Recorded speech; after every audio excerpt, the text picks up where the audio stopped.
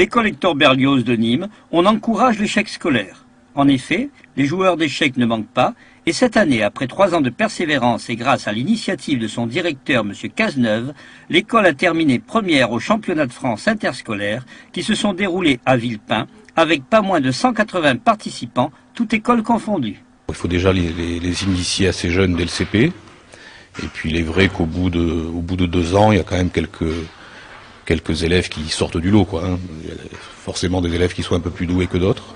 Moi, je remarque que pour des gamins qui sont entre guillemets hyperactifs, ça les calme énormément, quoi. Donc, quand ils sont en situation de jeu, d'ailleurs, vous pouvez les regarder derrière, là, ils sont en train de jouer, il n'y a pas de bruit, et c'est très bénéfique pour ça, quoi.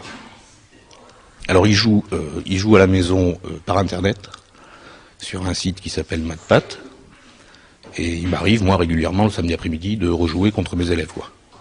Le samedi, le dimanche, je joue contre mes élèves en ligne. Grâce à l'éducation nationale et la mairie de Nîmes, des intervenants comme M. Bruno Marco et Sylvain Andrianao initient les écoliers aux échecs avec un suivi scolaire et extrascolaire pour ceux qui le désirent.